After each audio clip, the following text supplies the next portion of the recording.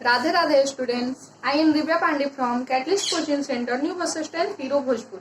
पिछली वीडियो में मैं आपको क्लास 11 के मैथ का एक्सरसाइज 1.2 का पहला और दूसरा क्वेश्चन सॉल्व की थी और उससे कुछ रिलेटेड मैं आपको परिभाषा बताई थी, जो परिमित समूह, अपरिमित समूह, एकल, ये सब परिभाषा मैं आपको बताई थी। आज के इस वीडियो में मैं उससे आगे 3 नंबर क्वेश्चन का जितना भी क्वेश्चन है सब सॉल्व करने जा रही हूँ, जिसे आप देखें और समझें। चलिए देखिए, तीसरा क्वेश्चन आपका निम्नलिखित समुच्चयों में से प्रत्येक के लिए बताइए कि कौन परिमित है और कौन अपरिमित है। तो पहला दिया है एक्स अक्ष के समांतर रेखाओं का समुच्चय। एक्स अक्ष के समांतर कर रहा है, तो देखिए ये एक्स होता है, ये वाई, ये मूल बिंदु। तो एक्स अक्ष के समांतर रेखा, तो ऐसे ही मेरा जाएगा एक्स अक्ष के समांतर रेखा। तो एक्स अक्ष के समांतर हम अनंत रेखा खींच सकते हैं। कितना? अनंत। तो जब अनंत रेखा खींच सकते हैं तो इसकी संख्या क्या हो गई? अनिश्चित हो गई ना। तो एक्स अक्ष के समांतर रेखाओं का जो समुच्चय होगा ये अपरिमित होगा, क्योंकि एक्स अक्ष के समांतर रेखाओं की संख्या अनिश्चित हो गई, और जब अनिश्चित हो गया तो यानी अपरिमित समुच्चय। तो लिखेंगे हम यहाँ, चलिए देखिए, जो बोले आपको वही लिख दिए। यह एक अपरिमित समुच्चय है क्योंकि एक्स अक्ष के समांतर अनंत रेखाएं खींची जा सकती है, अर्थात एक्स अक्ष के समांतर रेखाओं की संख्या अनिश्चित होती है। अब आगे 2 नंबर क्वेश्चन देखते हैं। दूसरा देखिए आपका है अंग्रेजी वर्णमाला के अक्षरों का समुच्चय। तो हम जानते हैं ये अंग्रेजी वर्णमाला में 26 अक्षर होते हैं, जिसकी संख्या निश्चित होती है, और जिसकी संख्या निश्चित हो और जिसके अवयव को ठीक अवयव के बारे में हम पता लगा सकते हैं, उसे हम परिमित समुच्चय बोलते हैं। और अंग्रेजी वर्णमाला के अक्षरों का समुच्चय जो है वो निश्चित संख्या है इसकी, तो ये मेरा परिमित समुच्चय होगा। तो चलिए यहाँ हम लिखते हैं यह एक, देखिए दूसरा का आंसर जो बोले वही लिखते हैं, यह एक परिमित समुच्चय है क्योंकि अंग्रेजी वर्णमाला में कुल 26 अक्षर होते हैं, जिसकी संख्या निश्चित है। अब आगे तीसरा नंबर क्वेश्चन की ओर बढ़। देखिए 3 में कह रहा है उन संख्याओं का समुच्चय जो 5 के गुणज है। तो 5 का गुणज क्या हो सकता है? 5, 10, 15, 20, 25 डॉट डॉट ये बढ़ते रहेगा कहाँ तक? अनंत तक। यानी 5 के गुणज की संख्या अनंत है, अर्थात अनिश्चित है ना। ये 5 के गुणज अनिश्चित होगा क्योंकि अनंत है, अर्थात 5 के गुणज जो है वो अनिश्चित है। और जब अनिश्चित हो गया तो ये कैसा समुच्चय होगा? अपरिमित समुच्चय। तो लिखेंगे यह एक अपरिमित समुच्चय है। देखिए जो बोले वही आंसर में लिख दिए, यह एक अपरिमित समुच्चय है क्योंकि 5 के गुणजों की संख्या अनंत अर्थात अनिश्चित है। अब आगे 4 नंबर देखते हैं। देखिए आपका 4 में कह रहा है मूल बिंदु, यानी जो कि 0,0 होता है, आपको पता है, मूल बिंदु से होके जाने वाले वृत्तों का समुच्चय। तो हमें देखना है ये परिमित होगा या अपरिमित। तो देखिए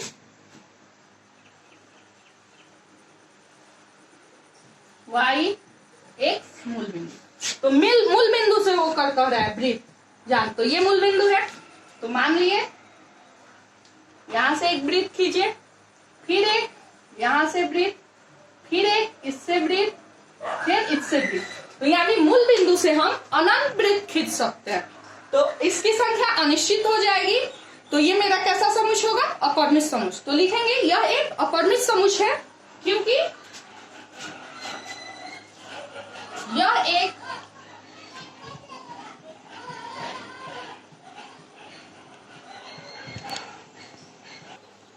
देखिए जो 4 नंबर बताया आपको यहाँ वृत्त, वही आंसर लिख दिए। यह एक अपरिमित समुच्चय है क्योंकि मूल बिंदु जो कि 0,0 होता है, इससे होके जाने वाले वृत्तों की संख्या अनंत अर्थात अनिश्चित होती है। अब आगे हम 4 नंबर क्वेश्चन सॉल्व करेंगे। ये मेरा तीसरा का 4 सॉल्व हो गया। अब 4 नंबर क्वेश्चन देखिए आप, 4 नंबर क्वेश्चन है, निम्नलिखित में बतलाइए कि a बराबर b है अथवा नहीं है। तो पहला दिया है आपका a बराबर मंझली कोष्टक के अंदर a b c d, b बराबर दिया है b c d a। तो इसे देख के हमें बताना है a बराबर b है कि नहीं। तो a बराबर मेरा a b c d दिया है और b बराबर दिया है b c d a। अगर हम इसे सीधा कर दे तो मेरा ये नहीं हो सकता है क्या? a b c d। तो यहाँ देखिए a बराबर भी है a b c d और b बराबर भी a b c d।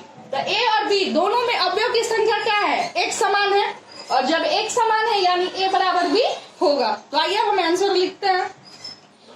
देखिए यहाँ हम लिख दिए, यहाँ समुच्चय a बराबर b है क्योंकि दोनों समुच्चयों में एक ही अवयव a b c d शामिल है। अब आगे इसका दूसरा नंबर क्वेश्चन सॉल्व करते हैं। दूसरा देखिए आपका दिया ए बराबर 4 मौजूद कोष्टक के अंदर 4 8 12 16 तथा बी बराबर मौजूद कोष्टक के अंदर 8 4 16 18। तो इसको अगर हम सीधा कर ले तो हो जाएगा 4 8 16 18।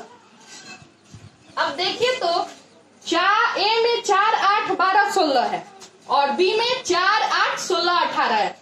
तो बी में जो ए में जो 12 है वो बी में नहीं है, देखने से ही पता चल रहा है।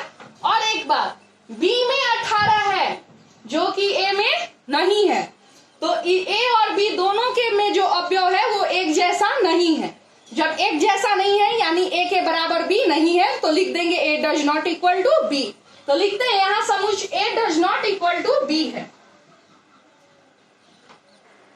देखिए यहां हम लिख दिए, यहां समुच्चय A does not equal to B है क्योंकि ए तथा बी दोनों समुच्चय में एक जैसे अवयव शामिल नहीं है। अब आगे हम 3 नंबर क्वेश्चन देखते हैं इसी का।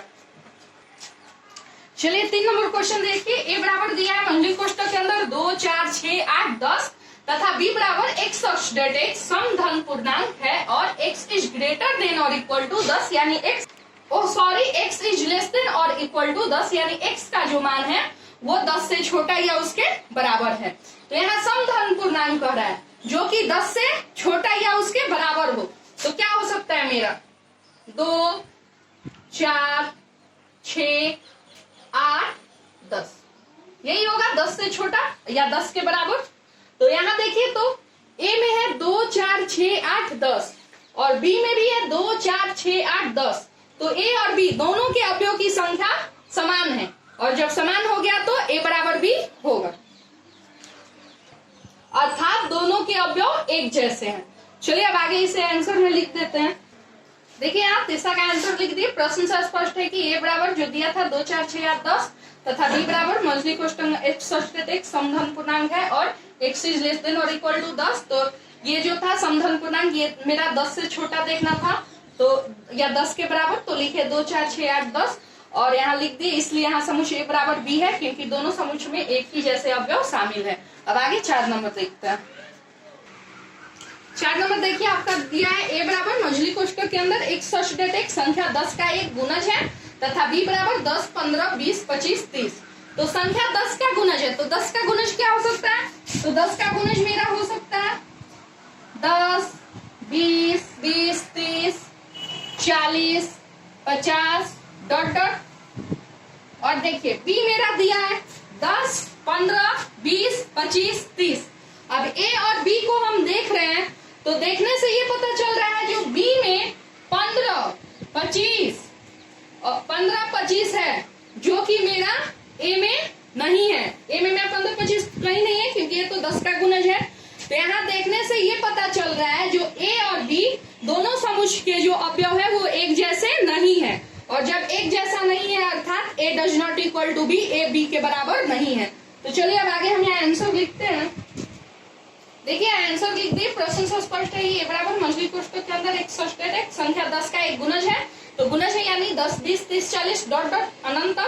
और देखिए यहाँ तथा बी दिया है 10 15 20 25 30, इसलिए यहाँ A does not equal to B है क्योंकि ए तथा बी दोनों समुच्चय में एक जैसे अवयव शामिल नहीं है। अब आगे हम 5 नंबर क्वेश्चन की ओर बढ़ते हैं।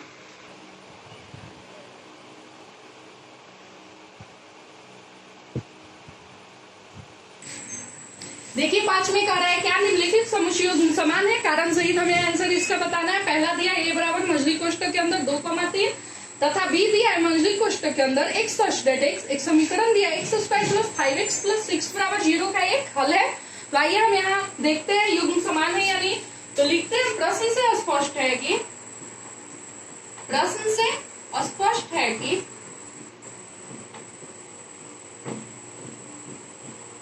ए बराबर जो दिया है 2,3, ए बराबर मंझली कोष्टक के अंदर 2,3 तथा बी बराबर मेरा दिया हुआ है x स्टेट x समीकरण x square plus 5x plus 6 बराबर 0 का एक हल है। तो सबसे पहले तो हम इसका गुणनखंड तोड़ लेते हैं, x square plus 5x plus 6 बराबर 0 का। तो देखिए क्या हो जाएगा, देखिए इसलिए हम यहाँ लिख दें क्योंकि x square plus 5x plus 6 बराबर 0। तो देखिए इसलिए क्या हो जाएगा, 6 से x में गुना किया एक्स स्क्वायर। अब एक्स स्क्वायर के साथ ऐसा हम क्या करें जो मेरे 6x, ध्यान दीजिए यहाँ कुछ नहीं है तो 1 है मेरा, तो 6 से 1 में गुना किया तो 6 के साथ अब ऐसा क्या करें जो 5 हो, तो 3 गुने 6 और 3 दूनी 6, तो 6 हो जाएगा 3 प्लस 2 यानी 5। तो यहाँ लिखेंगे x square plus 3x plus 2x, तो 3x प्लस 2x यानी 5x प्लस 6 बराबर 0। या अब देखिए इसमें से x कॉमन ले सकते हैं तो हो जाएगा मेरा x प्लस 3 प्लस इसमें से 2 कॉमन ले सकते हैं तो हो जाएगा x 2 6 यानी 3, x प्लस 3। गुणनखंड सही है कि नहीं इसका चेक करने का तरीका, ये दोनों मेरा बराबर आना चाहिए। देखिए x प्लस 3 यहाँ भी आया, x प्लस 3 यहाँ भी आया। अब हम लिखेंगे या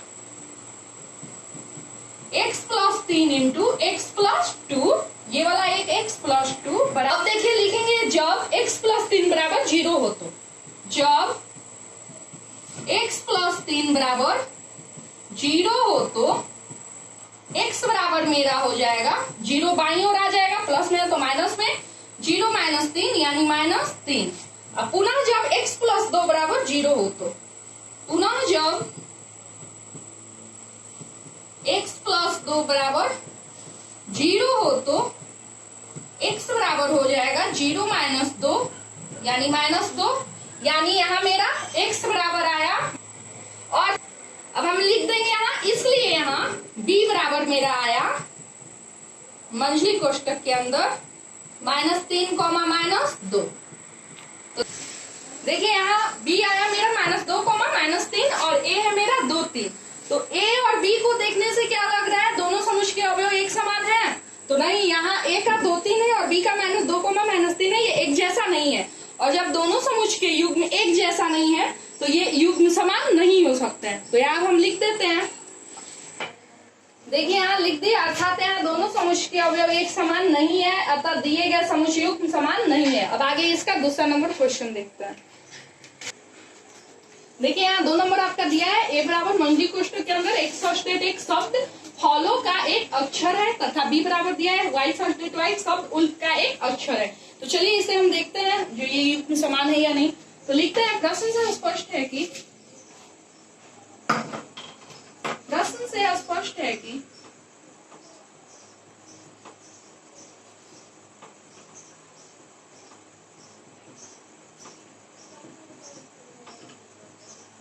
ये बराबर जो दिया है मंझली कोष्टक के अंदर x सब्सटेट x शब्द फॉलो का एक अक्षर,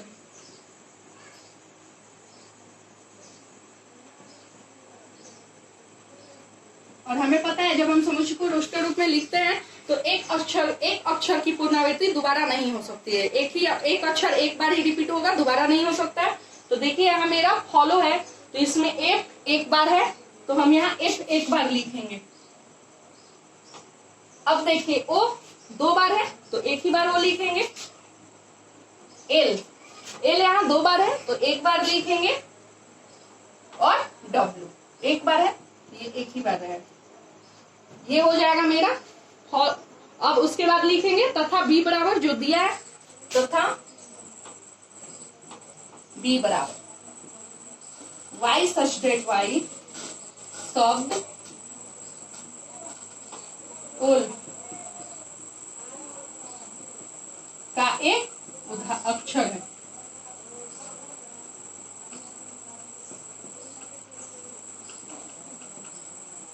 तो अगर हम b को सीधा कर लें, यानी f को पहले, उसके बाद o को, उसके बाद l को, उसके बाद w को, तो देखिए तो a और b दोनों समुच्चय के जो अवयव है वो एक जैसा है, और जब एक जैसा हो जा रहा है तो दोनों समुच्चय के युग्म समान होंगे। तो लिख देंगे हम यहाँ, अर्थात यहाँ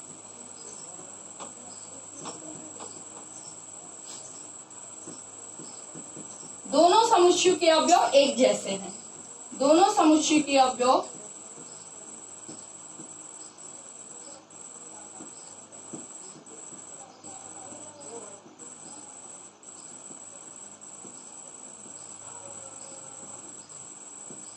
एक जैसे हैं।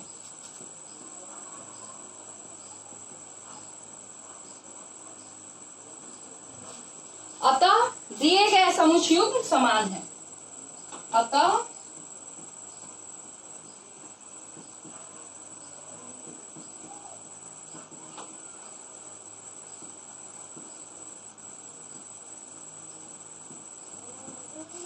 समान है या समान होंगे। अतः दिए गए समुच्चय युग्म समान है। मेरा दूसरा सॉल्व हो गया 5वां का। अब आगे 6 नंबर क्वेश्चन देखते हैं। 5 का पहला और दूसरा ही क्वेश्चन था। अब आगे 6 नंबर देखते हैं।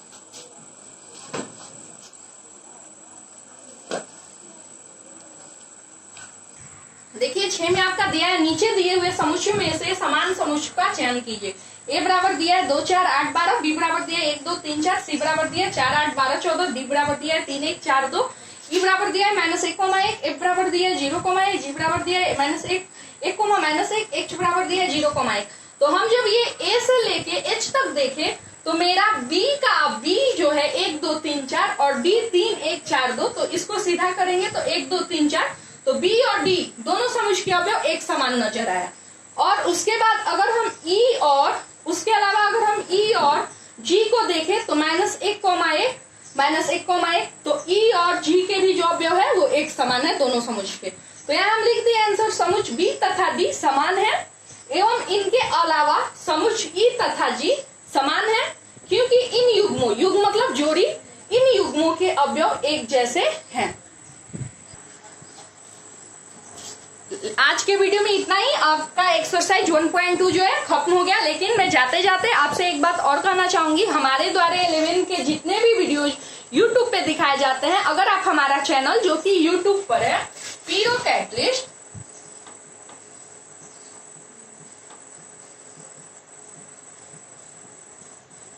अगर सब्सक्राइब नहीं किए हैं तो आप हमारे चैनल को सब्सक्राइब करें। पीरो कैटलिस्ट YouTube पे हमारा चैनल है और आप हमारे चैनल को लाइक करें और हमारे सारे वीडियोज देखें। और आज के वीडियो में इतना ही। अब अगले वीडियो में मिलूंगी अगले चैप्टर 1.3 के साथ। तब तक के लिए राधे राधे।